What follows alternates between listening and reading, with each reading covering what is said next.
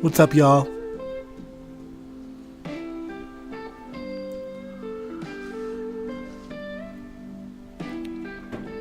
I apologize right away because my voice is like half gone. I am still fighting the flu. I've been fighting it since I got back from Montreal. But I figured today is a better day to use my voice as much as of it is left than tomorrow, because the next day I'm back at work. So bear with me. I hope you guys can hear me okay. Maybe I'll turn my mic up a little bit more. Hey, Allison.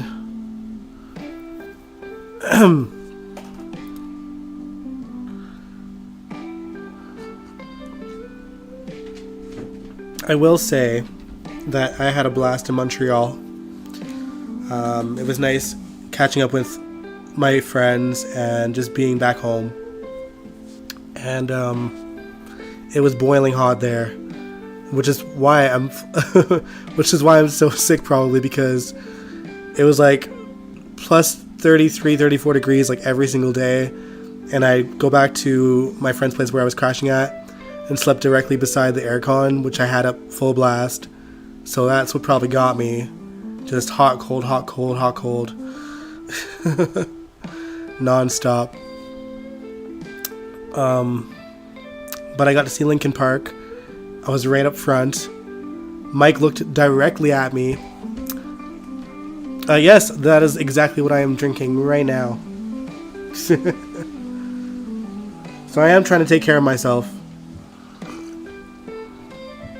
But honestly, all I've been doing the last few days is just like sleeping and hoping that was enough, and obviously taking medicine too, and it's not been fun being back. It's made the like post Montreal depression even harder to deal with. But yeah, Mike looked right at me, you guys. I put it on a short. I don't know if you guys caught it, but I like froze. He was like, he came up to right directly at me at one point too. He got off the stage and into the crowd, which was nice. And Emily, the singer, she killed it. She did her 16-second scream to a T. Like, they were incredible. And I got emotional. I cried.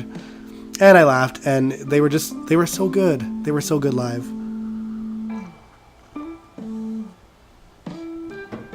And the band Paris, they opened. And Paris, the lead singer, joined them on stage for a song as well. They were so good, Allison. They were so good.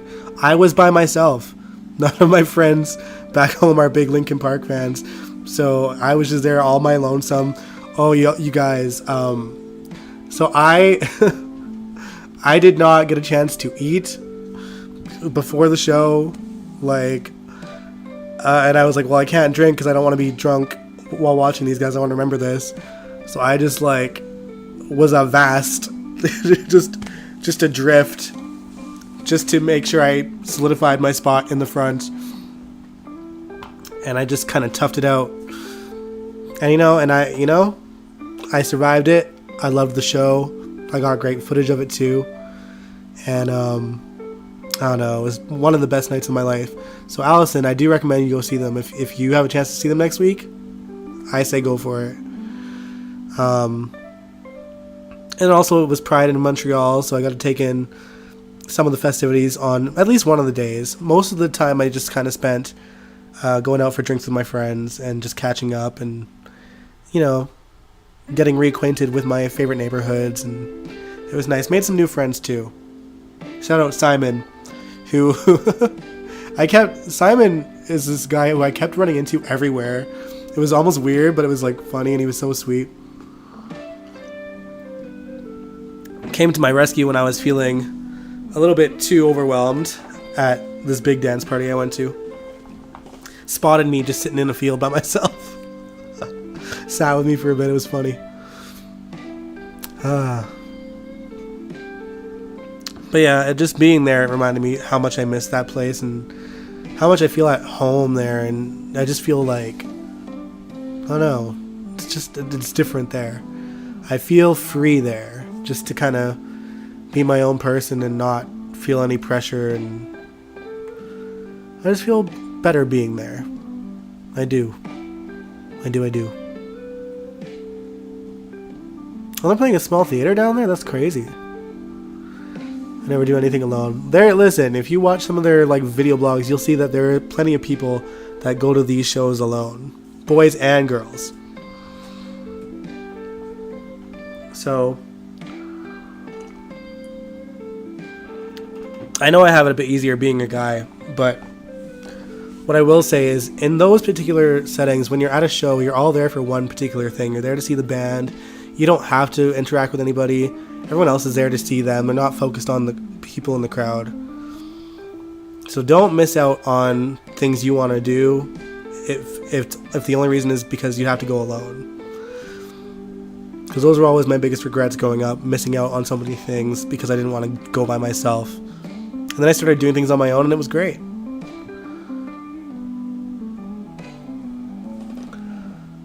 And you know, for me, like I had a friend that wanted to come on the trip with me, and I was like, I need to do this for myself. This is like a very me trip. See, there you go. Angel went to see Katy Perry by herself. There you go. My friend Phil went to see Katy Perry by himself a week before I got there in Montreal. So, you know, do things on your own. Don't miss out on things because you have no one to go with. But yeah, I love Montreal, and I'm so sad that I'm back here. It sucks, you guys. But yeah, I had so much fun. And shout out to all my friends that I got to hang out with, and especially on my last day. You know, my last day is always kind of bittersweet, but I spent it with two of my friends that I love to death, and I wouldn't have had it any other way. It was just perfection. C'est beau. It's beautiful in those kind of moments.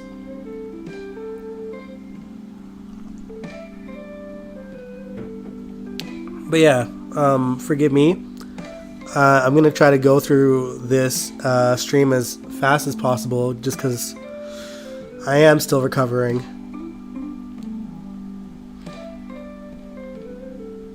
Yes, take Angel's advice.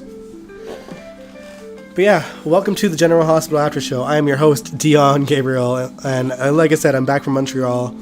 I feel like absolute shite, you guys, but I wanted to come on here and be with you guys. Just because I didn't get to do an extra live stream because I've been recovering, and I figured it's better to do a live stream today than to try to do one tomorrow and not rest my voice because Tuesday I'm back at work. So, yeah. And if I walk off, it's probably just to take more medicine. But again, I have some hot tea here. That'll hopefully help me.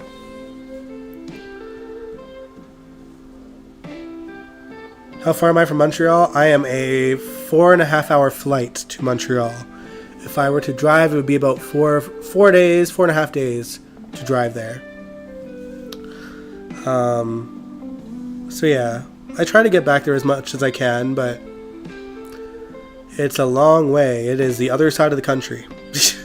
So I'm on the west side of the country and Montreal is on the east side.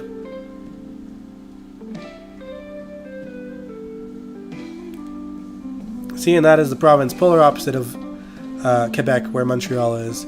I'm in Alberta, so that's the province next to Vancouver, Whistler, Victoria. That's all in BC.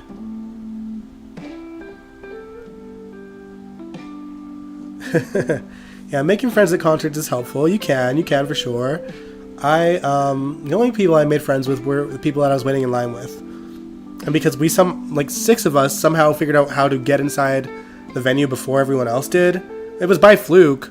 Like, we didn't sneak in there or anything. We just took a way that got us inside the building instead of on the outside.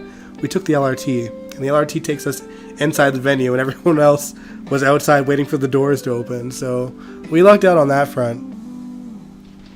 Yeah, it is far. other side of the country. But I try to fly out as much as I can because I love my friends that are there, and it is my hometown, so there's a lot of emotion attached to that. Just like my origins, and like, it's funny, it wasn't until I was an adult where I like really understood. I'm like, oh yeah, that's why I feel so out of place over here, because like everyone else over there is so much like me in terms of like how we socialize with people and how we like, I don't know, there's just like certain fearlessness traits in me that I recognize in other people over there. And I'm not to say that everyone over here is like a bunch of fraidy cats. We just interact with people differently, I find. And over here, it's weird.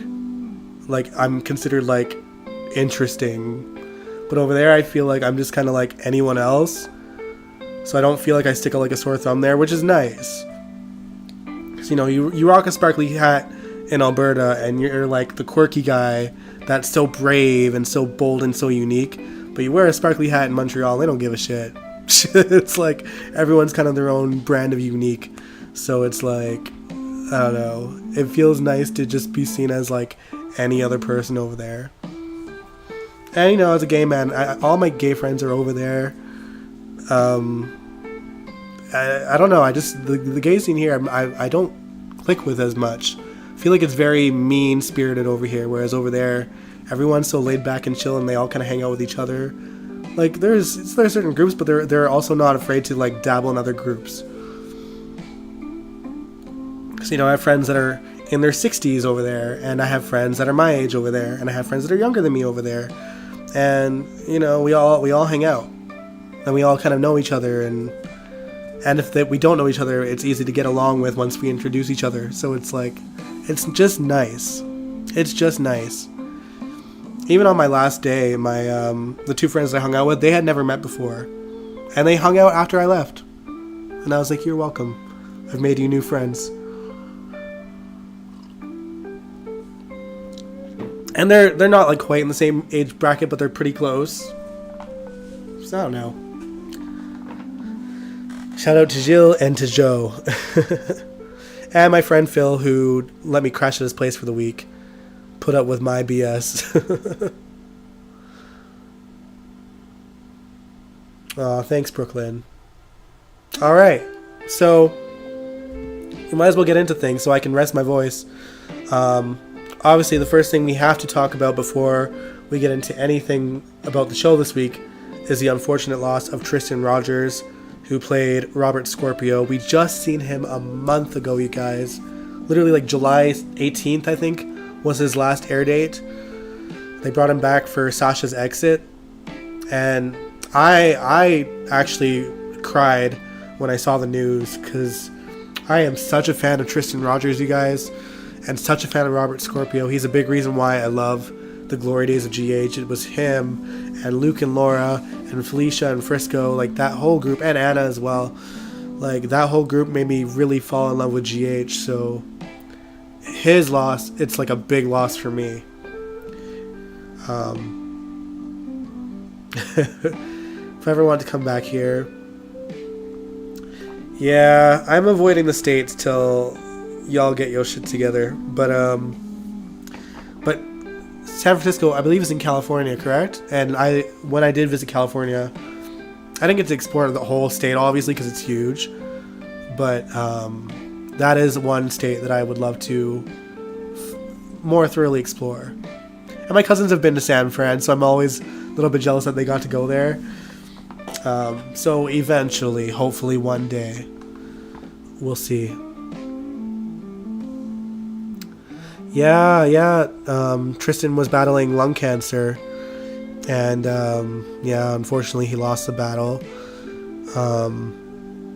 Obviously, we are going to do a tribute to him. We're going to do it this Wednesday, if you guys didn't see my post. We're going to be watching like old clips of him, my favorite scenes from over the years of him. Hopefully some interviews. We're going to find some stuff to watch and to celebrate the life of Tristan Rogers and his work on GH. And we're going to read some of the memorials and tributes that his cast members have left for him. There have been really sweet posts from Kimberly and Finoa and John Lindstrom and Jeannie Francis, and even Steve Burton made a big post about him, because obviously his last scenes ever were with Tristan Rogers, or with what was with Steve Burton. And Sophia Madsen made a post as well.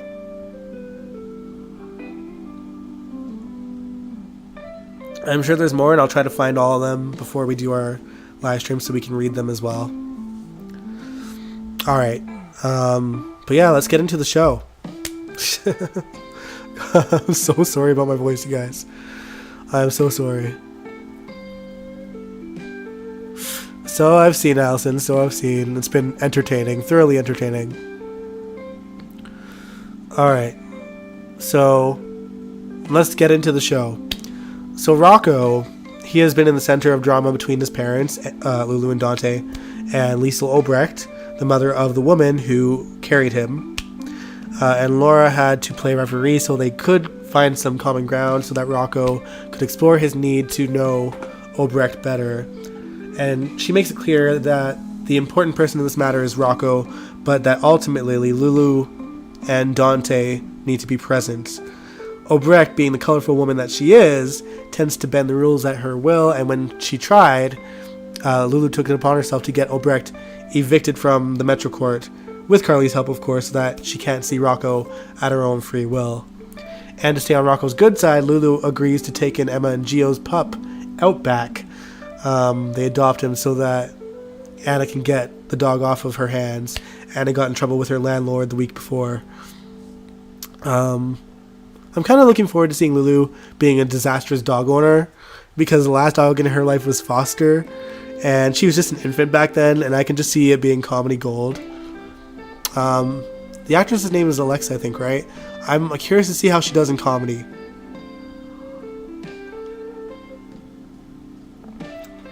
They're not going to make her... they're not going to make Rocco Britt's biological son. There's literally no way for it to happen.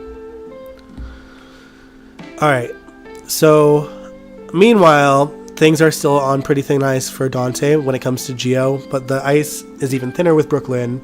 Brooklyn does her best to try and push for Dante and Gio to try and forge a relationship without her, but Dante is determined to have the three of them walk it together. I don't know why, because I think, in my opinion, it's probably better for Dante to start things off with them and then kind of be the gateway for him to make amends with Brooklyn as well. That's just my 2 cents on that. Either way, it seems like the real test will probably be Donna's upcoming birthday. And Donna seems capable of softening anyone up, including D.A. Turner. Sunny is still apparently courting her with gifts, and she shows up to his house to put him on notice, despite appreciating the gesture. And Donna sees her there and invites her to stay for dinner, and of course, she can't say no to Donna. It's just so funny. Pinning Sunny with someone in law enforcement who was gunning for him that is now falling for his charms is predictable, and we've seen it time and time again. But I'll admit that they have good chemistry. I don't know. It's just so cliche at this point because we've seen it so many times.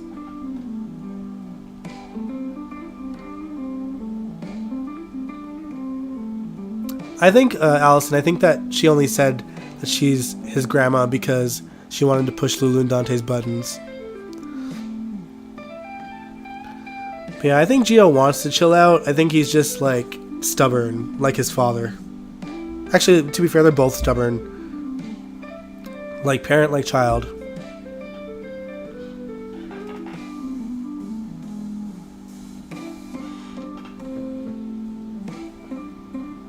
Alright. Now, meanwhile, elsewhere in the romance department, Portia and Curtis are trying to rekindle theirs, but Curtis is still spending time with Jordan, bonding over their years of history and helping Jordan settle into her new, swanky apartment. Isaiah had spotted them in the park at one point, and he decides to go to Felicia for advice. She advises him to butt out, but he doesn't listen. He calls Jordan. So we'll see how that goes. Sorry, guys. Sandy said, I see some couples changes coming, like Dante and BLQ, Portia and Isaiah, Jordan and Curtis. Maybe. Allison said it's so weird seeing Sunny flirt with a DA. She's not the first DA, and she probably won't be the last. But yeah, maybe Isaiah should try to romance Jordan again, though. It might ruin her cozy new lifestyle, but since it'll be a thing of the past when she gets dirt on Sidwell, then who knows.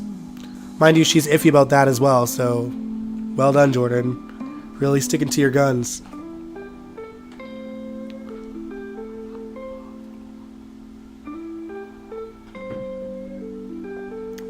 I do think, Kaiwan, that Portia and Jordan deserve better than Curtis.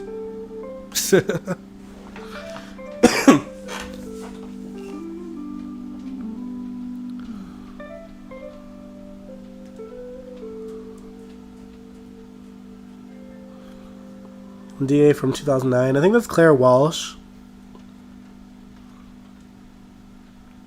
I think. Alright. Speaking of new romances, though, Cody is about to go on his first date with Ava, since Rick and Ava have already essentially turned against each other and are trying to secretly push each other out of the blackmail with Alexis, but Christina's still paying Cody to distract her. Man, this cough.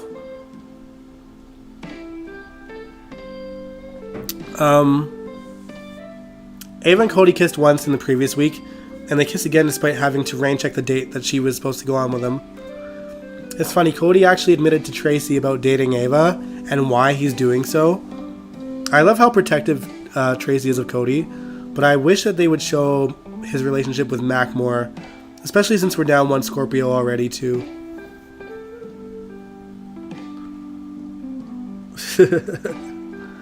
All the DAs want some of Sunny. It's the dimples. Yep. And the food, probably. Alright. Now let's get into Disaster Man himself. Hurricane Drew. You gotta take another sip of this, guys.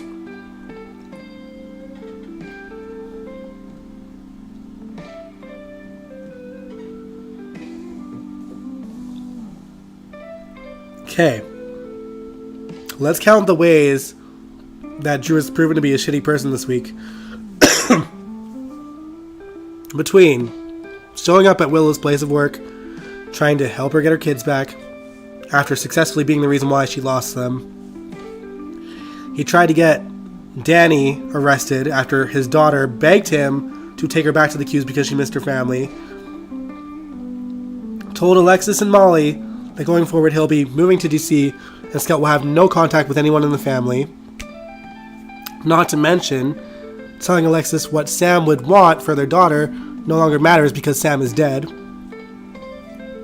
And hurting Wiley once again as a way to get a reaction out of Michael, which he got because Michael punched Drew in the face, which Drew then decided to try to use to blackmail Sonny into doing what he wants. Thankfully, Justine Turner, the ADA, was at Sonny's house when it happened. So we'll see what she does.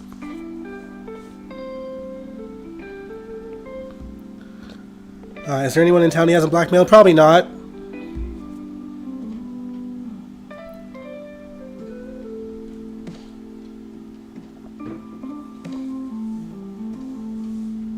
Also, I think he sent someone after Stella as well. Courtesy of Martin. So he's just a shitty person this week, you guys. But what else is new? Ooh, I hope we get a whodunit, Allison. I hope we do.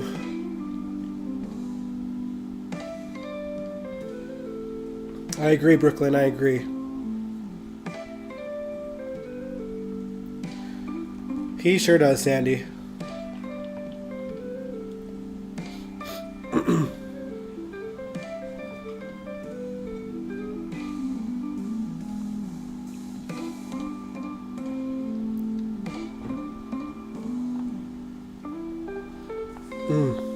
How low are the writers going to go with Drew? I feel like every time they go as low as I think that they will, they go lower. I don't know what they're thinking.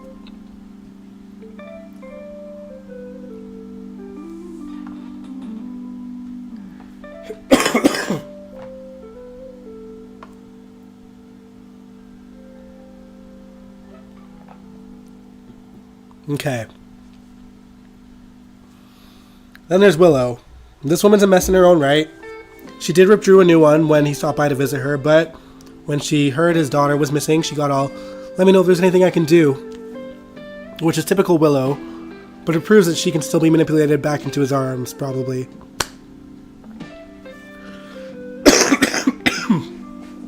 Y'all.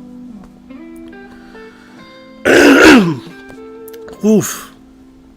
I'm struggling, y'all.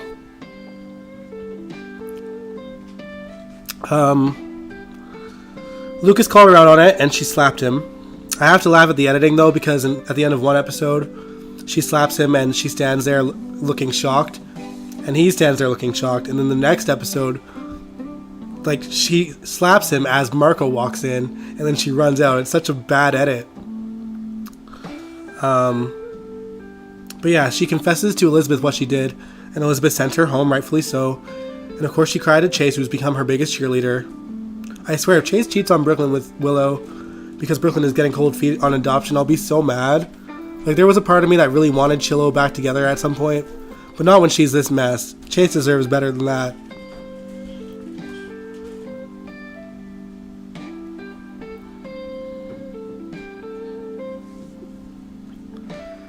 Yeah, I loved Lucas telling Willow the truth too.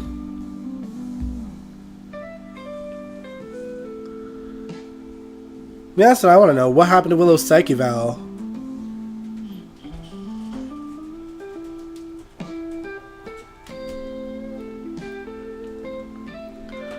Hard to say, Brooklyn. We'll see if the writers remember the knife.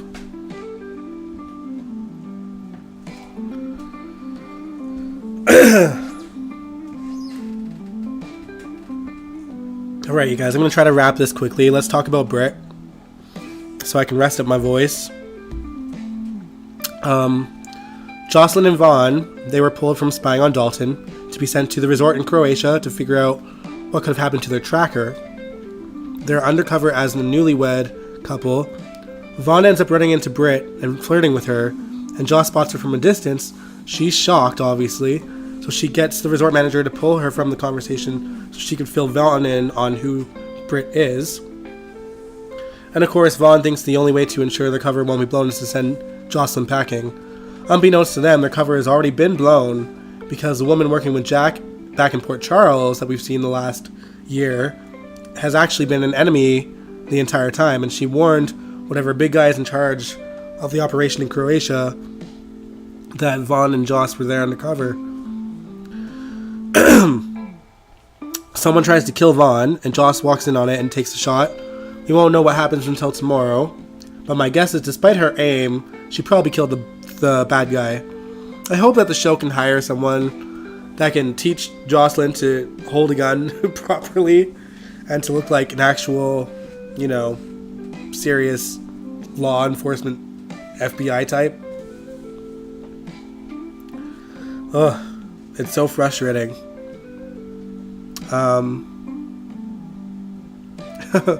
I know. I'm sick with the flu, Albert. But it's either today or do it tomorrow. How old is Vaughn? I think Vaughn's supposed to be like almost 40.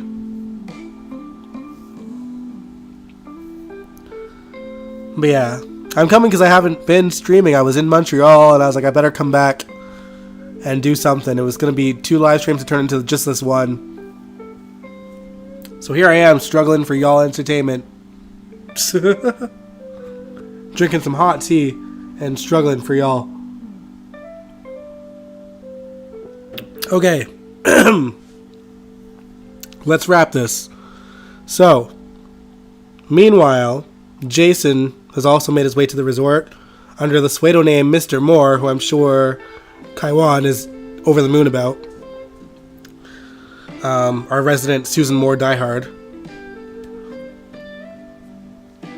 And it didn't take him and Britt long to lock eyes. I wonder if she's kept up enough with Port Charles to know he's actually alive, or if this is as much of a shock to her as it was to him when he spotted her in Paris. Sorry. Well, I'm pretty sure the actor is almost 40, if not already. But yeah, I don't know. Like, when Britt died, Jason was dead. So I don't know if she's kept up in Port Charles to know that he's alive again. Too old for Joss, who they just said is 21. Yeah. But yeah, they locked eyes, Jason and Britt, so we'll see how that goes tomorrow. And on that note, that's kind of the main recap. There was some political stuff with Laura having an entertaining scene with, is it Ezra Boyle? Whatever his name is.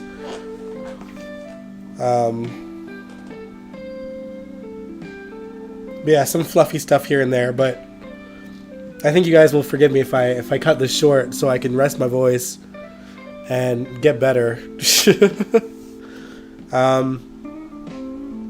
But I wanted to say thanks again, you guys, for giving me the patience to kind of go off to Montreal for the weekend, kind of do my own thing, and you know, I needed to be there. I really needed to be there, and I'm glad that I went and got to catch up with my friends who were going through some of their own things, and being there in a way that I couldn't be from all the way over here. I'm sad to be back here, I'm not going to lie. But my goal is to be there soon enough again. As soon as I can. Alright, but yeah, I'm going to rest up. I will see you guys Wednesday for our lovely tribute for Tristan Rogers, our beloved Robert Scorpio. May he rest in power and rest in peace. I don't know when the show would even do his, because we've been waiting 9 months for them to do anything for Monica, and then there's still Leslie to contend with as well, so we'll see. Thanks, Angel. But yeah, thanks so much for putting up with my coughing and hacking and lack of voice today. Please subscribe. Please don't let this scare you away if you haven't done so already. And I will catch you guys this Wednesday. Good night.